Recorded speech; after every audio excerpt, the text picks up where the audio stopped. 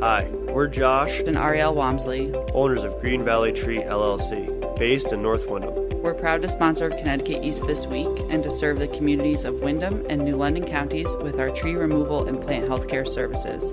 Visit our website at greenvalleytreeworks.com for a full list of our services or give us a call on 860-234-4041. We look forward to hearing from you. Reparations, the racial wealth gap, and racial economic justice, conversations that America needs to have. We talk with members of Political Action Connecticut and find out it's not just about race or skin color, but lineage as well. Plus a look at other stories making the headlines from around the region. This is Connecticut East This Week.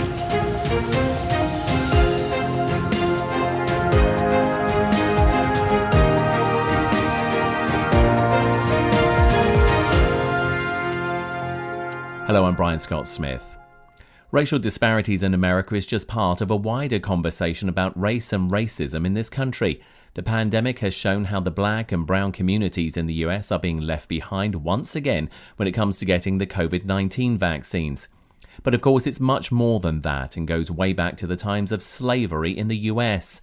Although these conversations are happening, many say they are centered on race and skin color as a singular concept or minority status, when the importance of lineage is not being addressed or even considered. The Black American descendants of slavery are that unique group who say the conversations need to address them as well, whose ancestors were chattel slaves on American soil and who suffered through Jim Crow and systemic racism that followed. I caught up with three members of PACT, Political Action Connecticut, whose members are Black American descendants of slavery, to discuss these topics more.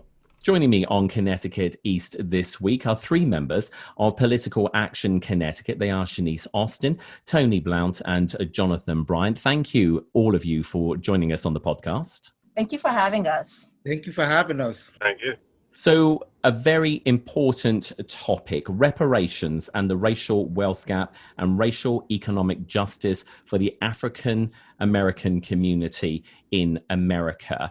Shanice, I'm going to start with you because you and I started having this conversation, which has now led to this particular interview. How big an issue is this? And the organization, Political Action Connecticut, why now? This is the primary issue for Black America as a whole today, in my estimation. As we talk about equity, as we talk about justice, we cannot have those conversations without talking about reparations. And it needs to be primary. It needs to happen now. And so this is what our political agenda is. Political Action CT is a new organization. It's grassroots. It's really comprised of individuals who are part of different organizations coming together with one mission, one focus. Still developing, we're still forming, but this is the foundation of what we're trying to build is reparations for those of us who descend from American slavery. And that's a very important distinction that we have to keep at the forefront. Jonathan, help us out as well. Thank you for that, Shanice. I mean, what does this mean to you as well? It means a lot to me being a direct descendant of one of the first 300 slaves being sold in New London, Connecticut. So I have a very, very big history in New London, Connecticut, being a descendant of a slave. So I really take this to heart. It's very important. And Tony, the same question to you as well. What does this mean to you?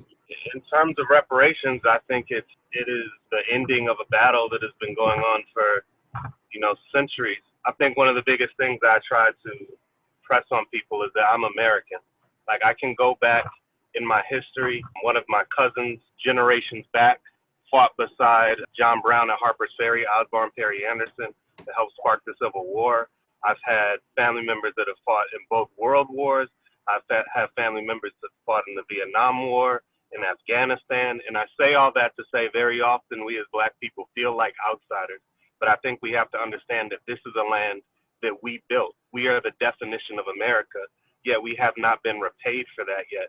And we are still an underclass, and we are still stepped on by America in order for this country to achieve everything it has. So that deserves full repayment. You can't do patchwork type repair here and there. You have to fully make us whole so that we can enjoy all of the freedoms and all of the things that every other American does.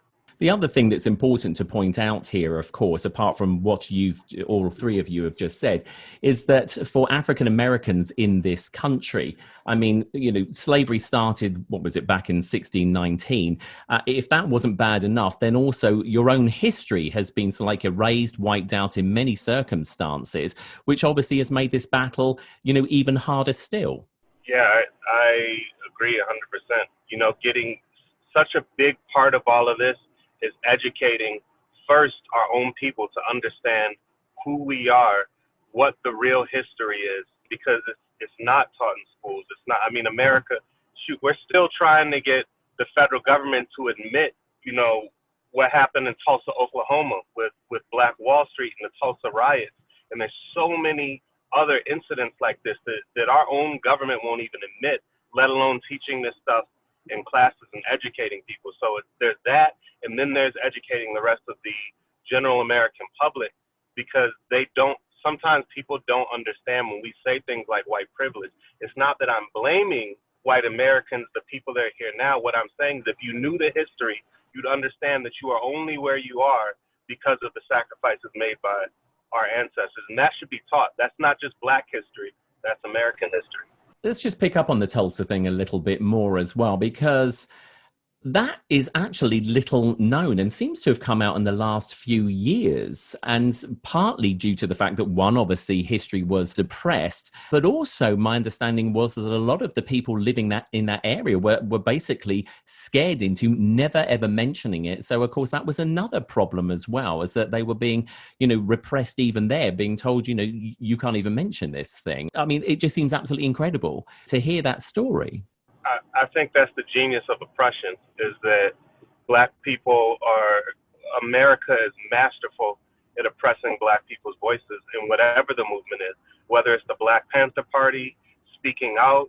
The Black Panther Party went to the Capitol in California, and they did so peacefully. They had weapons, but they were exercising their right. They were suppressed. Like, Black Panther leaders across the country are exterminated one by one. If you take a look at Ferguson and some of those early activists that spoke out, the Darren Seal, mysteriously, these people start disappearing. Black people have realized, because we are powerless, because we don't have the financial means, the legal means to protect ourselves, they can do whatever they want and tell whatever story they want to. So if you're people in this community in Tulsa now, even if you saw what happened, like half or more of your community was destroyed and killed. If you speak out, that could mean the rest of it's destroyed. And that's what we always go through. Us speaking up could mean our extermination, and the rest of America pretends like it never happened. So I just wanted to add to what Tony is saying. Tulsa, Oklahoma is one example.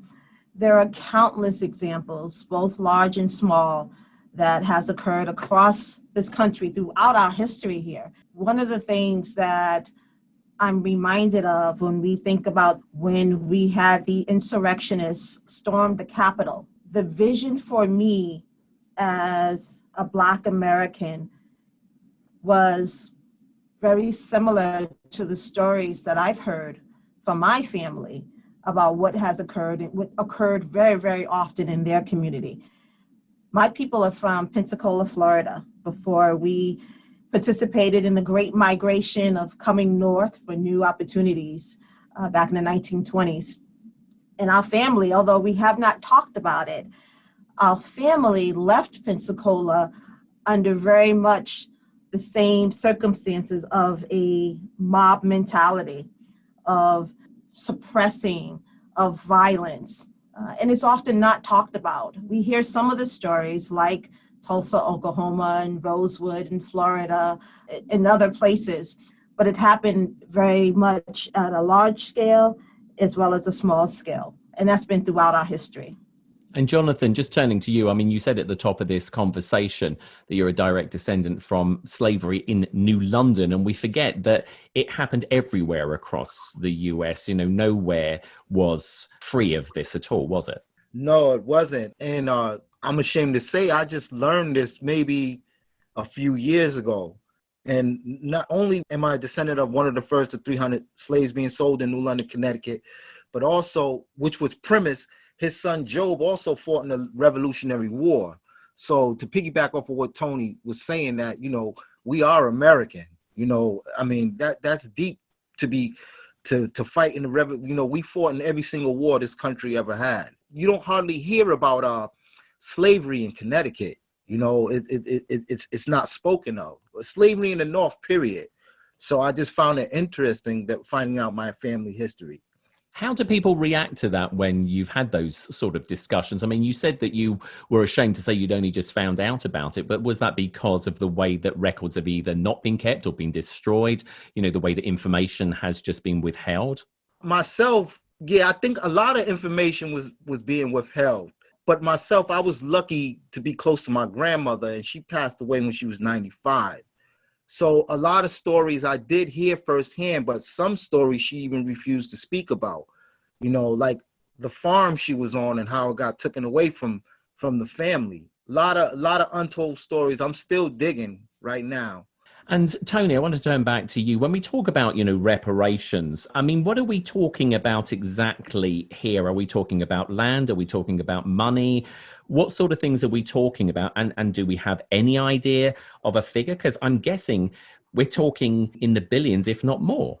Oh yeah, we're talking a lot more than that. I mean, all of the above is the first answer. A reparations plan is not simply, people have to understand, they automatically think reparations means we're handing out cash to people that descended from slavery. That is part of it, but it's so much more, because not only are we talking about repayment, and there's a good place to start for people just trying to figure out about reparations, a book by Dr. Sandy Darity and Kirsten Mullen, From Here to Equality. That's a good place to start in terms of understanding different ways that it can possibly be calculated. Dr. Darity and Kirsten Mullen kind of go through different scenarios, whether you're calculating it based off of the wages that would have been earned, or whether you're calculating it based off the land that was promised near the end of the Civil War by General Sherman's field orders. There's multiple ways that you can calculate it. The figure would probably be somewhere between 12 and 17 trillion dollars, but that is inclusive of not just cash payments, but programs to also ensure protection for all that happens afterward. Programs to ensure that American descendants of slavery can secure home loans, start businesses, because not only are we talking about the cash, we're talking about a system that has been set up and laws that have been set up federally and statewide to prevent us from having access to resources. So even if you give that cash out, and let's say that cash was 800 grand a person or per family or something like that, it's only going to last for so long, because we've already seen there are plenty of Black Americans who are able to achieve wealth to a certain extent, but it's always reeled back in the next generation, because we got to come up against stuff like mass incarceration, educational disparities. So we have to be able to break past that part of the system. So yeah, it'll be a comprehensive plan with a lot of stuff. And from the perspective of America's pockets, it's going to hurt, but they can pay it because we built this country for them to be able to do so. We have a new administration now. What are your hopes as an organization that this administration will listen any more than maybe any other administration has in the past? I mean, I guess I'll answer first. I'm going to be honest. I don't necessarily have any hope that they're going to answer, that they're going to do anything more than the previous ones. I don't think it's about them. I think it's about the people. I think it's about our people specifically understanding that we have to move as a voting bloc, and that we can't keep giving away something for nothing. Like, we have to decide, instead of letting politicians tell us what's important, we decide as a collective what's important to us. And then we tell them this is what we have to have. And then, at full disclosure, I didn't vote for Biden, nor did I vote for Trump. And the reason is because I will not give my vote away to someone who's already telling me they're not going to give me what I need and what I need for my children. So, you know, obviously there's always concessions. This is how politics work, but they have to come to the table. So I think we're going to have to make them understand that they don't have a choice, or they won't stay in the position they're in. Shanice, let me turn to you. Getting back to obviously PACT, Political Action Connecticut, sort of what conversations has PACT been having with the administration here in the state? I do want to quickly comment on what Tony shared. I don't want to miss that opportunity. Tony is absolutely right in that we can no longer operate under the notion of hope. We have to be very strategic on our political goals, and we have to outline our expectation of this administration and administrations moving forward. And so we are organizing and mobilizing. This is newer for us as a group. And so again, this is how we are moving. So in terms of PACT, what we're doing is we are taking any and every opportunity that we can with our political leaders to get our message in front of them. So far, we have met with, members of our group has met with the Lieutenant Governor, Susan Weissowitz. We have met at the local level. We have met with senators and state legislatures throughout the state of Connecticut. Our partners in New York and across the country have been doing very, very similar things. We're just getting started. We're getting organized, and this will be our agenda moving forward. And do you feel that they're actually listening, though? I mean, that's the important thing, isn't it? I mean, they can be there, they can be in the present, but if they're not listening, I mean, are you getting a sense that they are listening and understanding what is being told to them? I think part of it is we have to be willing to not give them what they need and what they want from us. So politics is an exchange. Our vote is not a gift. We need to be, that's the exchange. So the election has ended. There's a new cycle coming around at the midterm in 2 years, and then again in 4 years. So my sense of whether or not they're listening will really be determined as we move into the mid-year elections and into the next election 4 years from now, because they're in office now. So they will listen as much as they would like to, but I want to see action. So, and we'll determine that as we move forward. Jonathan, I want to turn back to you. I mean, here in Connecticut, we have seen more, and I use the word diversity, but it's not really that diverse, but we are seeing more people of color and from other backgrounds, getting into positions in the legislature. How much more needs to be done, though, from that point of view to really get a proper balance? Well, I think we need to disaggregate the people of color, because our claim is different and is specific to us, because ADOS, American Descendants of Slavery, we are the only group on this land that suffered multi-generational systematic oppression. Yes, other people of color do face prejudices and things of that nature, but our group, the Descendants of Slaves, it's for the survival of our group. Let me put this question, obviously, to all of you, and we'll start with Tony, if I may, on this. Is anything changing at all out there for people of colour, the Black community? Are you seeing any sort of change at all that gives you hope, or has nothing changed? So I'll start with this, and this isn't a knock to you. This is more for your understanding and piggyback on what Jonathan just said. And I think one of the biggest things is, for our people, we're recognizing that phrases like people of color do not work. And it is a way that the establishment has sown confusion about who we are and the uniqueness of our claim. So one of the biggest things is I'm seeing people waking up. I'm seeing more people who descended from slavery in America referring to themselves as Black American descendants of slavery, or I descended from slavery, or this is who I am, because it is so unique. And we have to understand that race is a construct. It's fictitious. It was created to separate us.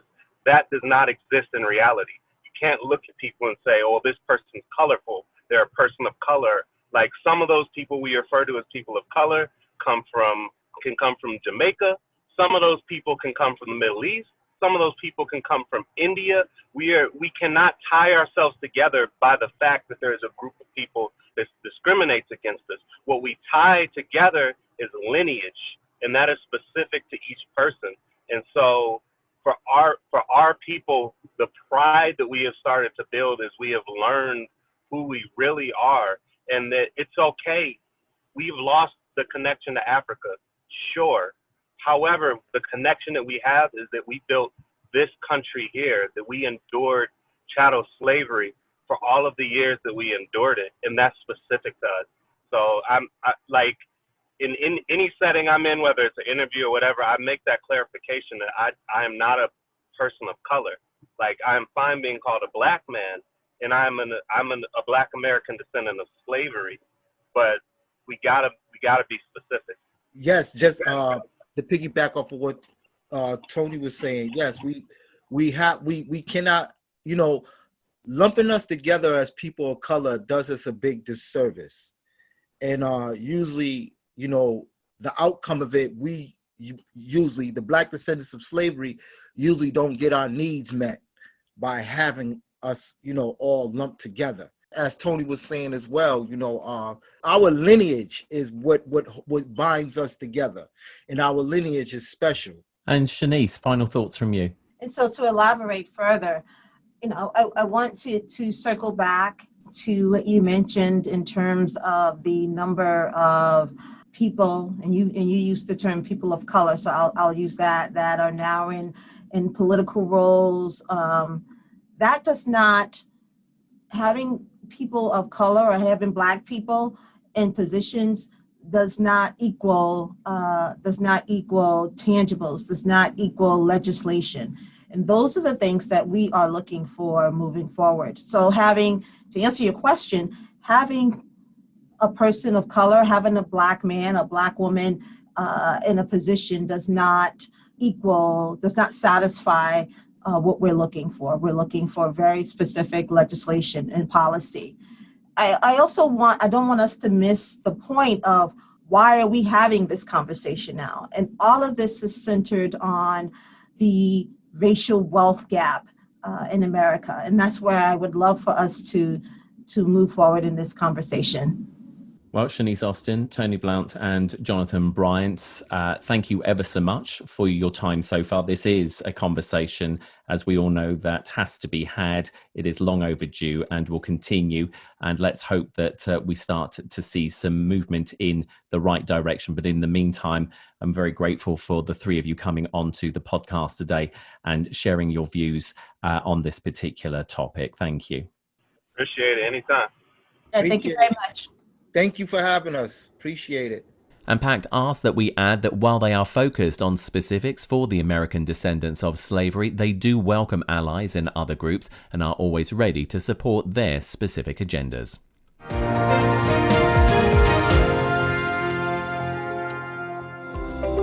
Green Valley Tree LLC is proud to sponsor Connecticut East this week. Contact Green Valley Tree LLC for all your tree removal and plant health care needs and more. Find us at greenvalleytreeworks.com or call 860-234-4041. Time now for a look at some of the other stories making the headlines in the region recently, sponsored by the Connecticut Council on Problem Gambling is a nonprofit organization which, through advocacy, prevention, and education, is here to support individuals and families who are impacted by problem gambling. Our helpline, 1-888-789-7777, is available 24 hours a day, 7 days a week. We also have live chat and tech support through our website, www.ccpg.org. The Senate Republican leader Kevin Kelly and Senate Republican leader pro tem Paul Formica of East Lyme are calling on the Attorney General's office to investigate controversies at the Connecticut Port Authority. Formica says yet another CPA contract is creating public controversy and the Attorney General needs to act. It seems pretty appropriate. There has been some public outrage as a result of this building over the last few years. So I'm hopeful that the Attorney General will make a decision that is in the best interest of the state of Connecticut and just, open up the books and see what's going on. The contract under question is an alleged May 2018 agreement with a subsidiary company of Seabury Capital Group, who managed the process of finding a new operator for State Pier in New London, which resulted in $700,000 in fees being paid, and the new operator being Gateway, who already operate the Port of New Haven. The Connecticut Port Authority is currently being investigated by the State Contracting Standards Board after receiving complaints about the CPA from local residents and companies.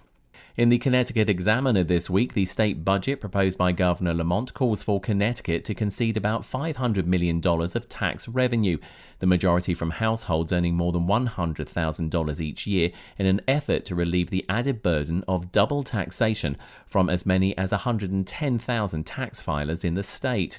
These Connecticut residents in normal years would have commuted out of state to work mainly in New York, but have been working at home during the COVID-19 pandemic. Based on the current laws known as convenience laws, these Connecticut residents would owe income taxes in 2 states, for where their office is located and for where they now work each day. Even though it is a lot of money that we could use to balance the budget, we are doing the right thing in saying no, said Representative Sean Scanlon at a press conference recently. In the day this week, the former Seaside Sanitarium property in the town of Waterford, which has operated as a state park since 2014, is once again being looked at for a possible public-private partnership. State Senator Paul Formica has introduced a bill that requires the State Department of Economic and Community Development to develop and issue a request for proposals to develop or dispose of the former Seaside Sanatorium facility in the town of Waterford and to preserve the adjacent area for a park with public access. During a virtual public hearing conducted by the legislator's Commerce Committee, Formica said the legislation is meant to continue the years-long public conversation about Seaside.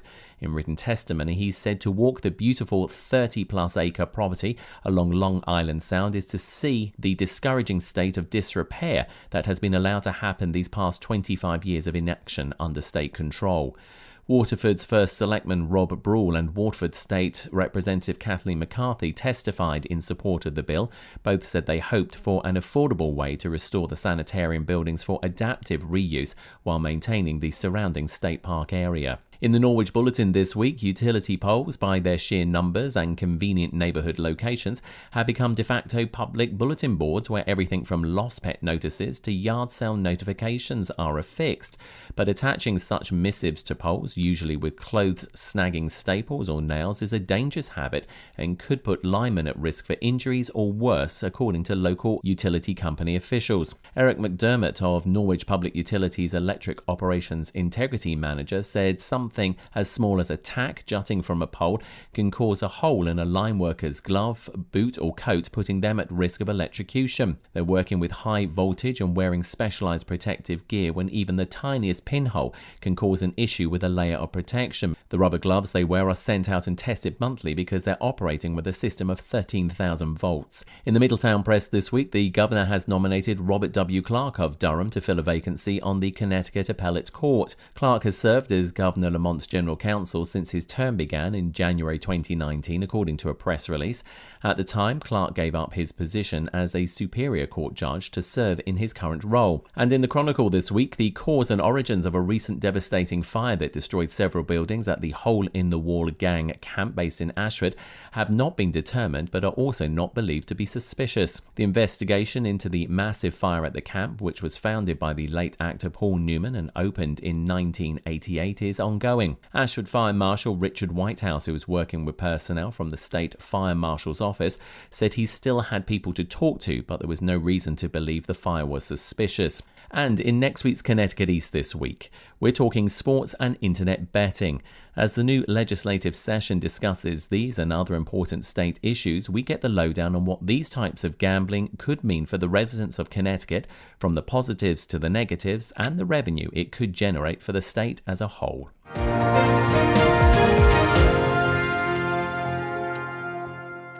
That's all from us for this edition. Do send us your questions and story ideas to the show via our website at connecticut-east.com or Facebook or Twitter at Connecticut East, where you can also listen to the show again on demand. And please like, follow and share on your social media platforms too. I'm Brian Scott Smith. Thank you for listening.